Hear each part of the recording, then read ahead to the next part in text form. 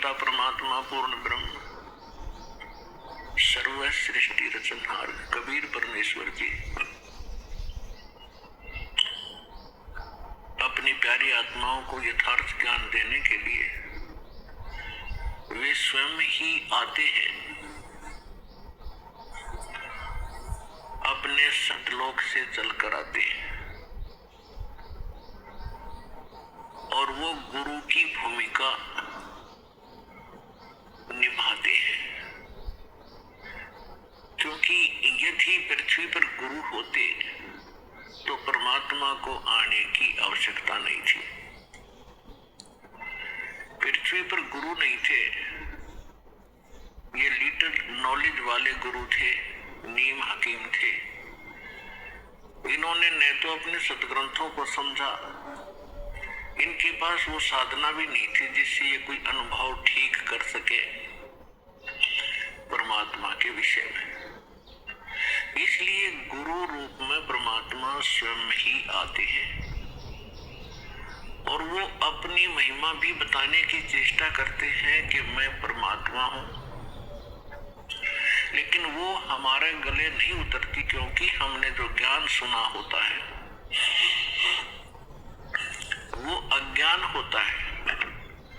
हम परमात्मा को निराकार मान बैठे होते हैं और जिससे भी हम सुनते हैं या कोई उन ऋषि महर्षियों के अनुभव को हम पढ़ते थे तो सभी ने अंत में एक निष्कर्ष दे रखा था कि परमात्मा तो निराकार है, उसको देखा नहीं जा सकता, केवल परमात्मा का प्रकाश ही हम देख सकते हैं। तो विद्यार्थी की इतनी अकल नहीं होती, इतनी बुद्धि काम नहीं करती कि वो टीचर के व्याख्यान पर कुछ टिप्पणी कर सके। यानी श्रोता जो होते हैं वो जिनको गुरु मान बैठे हैं उनके द्वारा दिए गए प्रवचनों पर वो अविश्वास कभी नहीं करते, ये स्वभाव होता है। और अविश्वास करने का उनके पास कोई पैमाना भी नहीं होता जिससे वो ये कह सकें कि नहीं गुरुजी आप ऐसे नहीं, ऐसा हमने पढ़ा है। तो जिस कारण से परमात्मा ने अपने आप को एक गुरु सतगुरु के रूप में ही अधिक पेश किया। यदि गुरु होते तो वो गुरु रूप में आए परमात्मा ही होते हैं। तो यहाँ परमात्मा इसलिए कह रहे हैं कि गुरु गोविंद दोनों खड़े और किसके लागू पाए, बलिहारी गुरु आपना जिनको विद्यो मिलाए। यानी गुरु रूप में परमात्मा ही हो सकते हैं और बाकी जो गुरु हैं वो तो अलग बात है। कोई मोटरसाइकिल चलाना सिखा देता वो उसका गुरु हो गया, कोई गाड़ी चलाना सिखा देता उसका गुरु हो गया, माताएं अपने बेटियों को रोटी पकाना सिखा दी वो उनकी गुरु होगी। तो ये गुरु अलग है और अध्यात्म जो गुरु है रियल में हमारा वो गुरु है। तो अध्यात्म ज्ञान यहाँ नहीं था और दो सदग्रंथ थे उनको हमारे गुरु जो बने हुए थे या नकली वो समझ नहीं सके, इसलिए परमात्मा स्वयं आते हैं और फिर वो कहते हैं कि गुरु गोविंद दोनों खड़े, अब किसके लागू पाए, बलिहारी गुरु आपना जिनको विद्यो बुलाए। तो वो कहते हैं गुरु को गोविंद को छोड़कर हम गुरु को ही महत्व देंगे। तो गुरु परमात्मा ही हो सकते हैं, बाकी गुरु सभी अपने अपने सत्र के हैं, वो उनका अलग काम है। और जो अध्यात्म मार्ग में ज्ञान दे रहे हैं वो गुरु है ही नहीं, वो तो नकली हैं सारे। क्योंकि परमात्मा जो ज्ञान देता है, परमात्मा ने ज्ञान दिया वेदों का, परमात्मा ने ज्ञान दिया गीता का।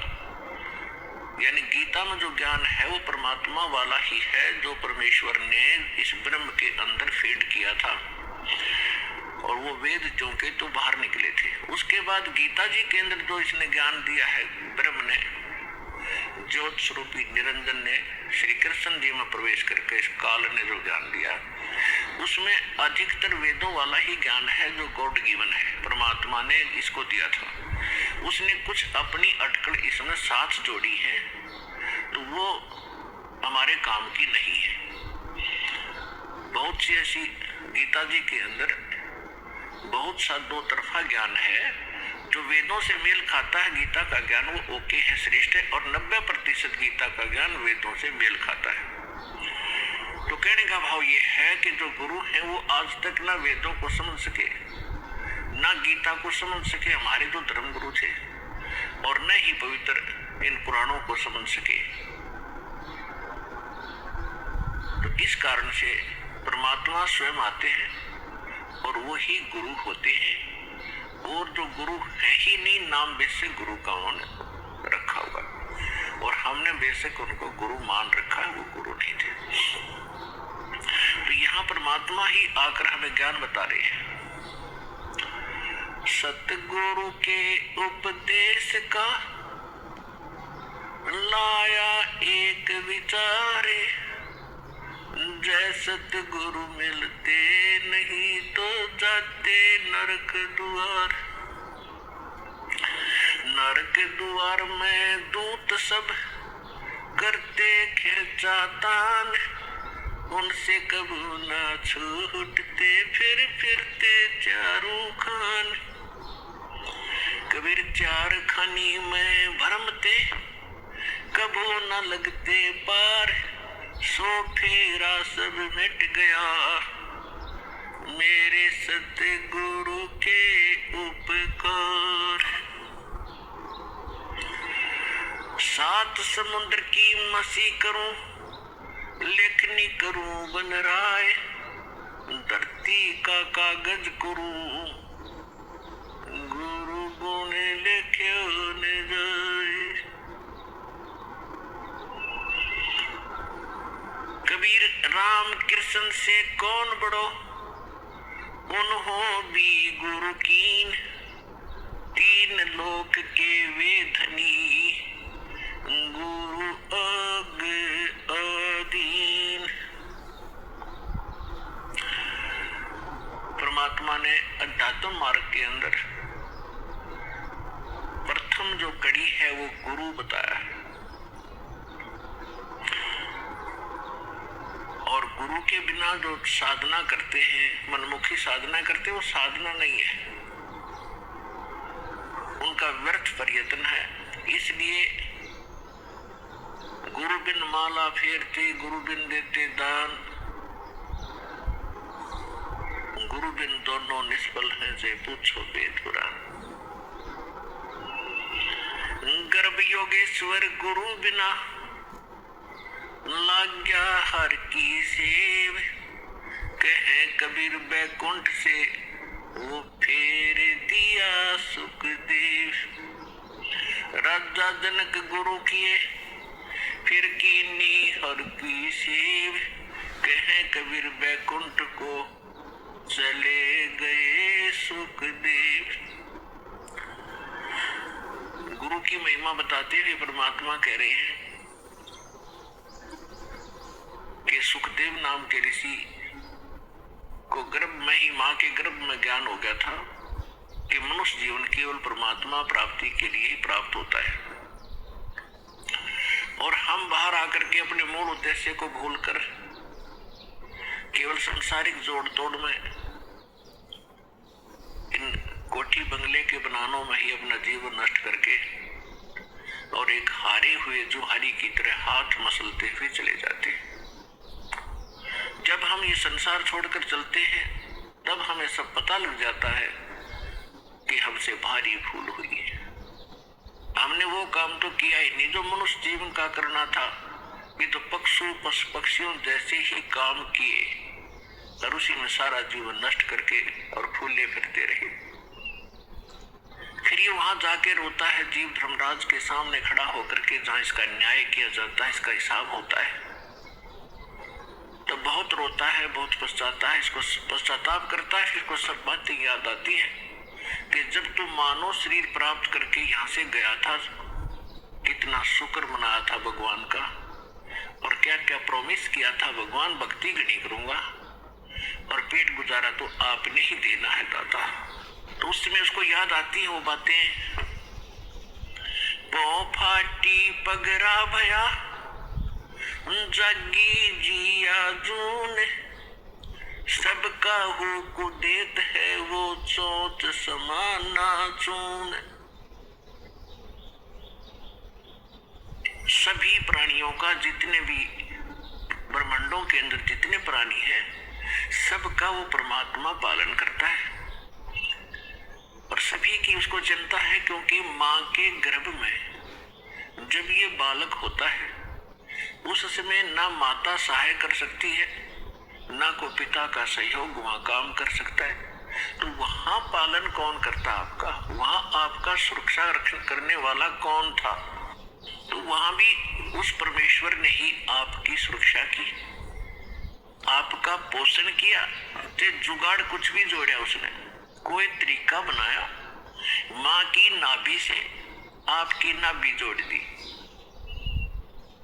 और आपका शरीर पुष्ट हुआ।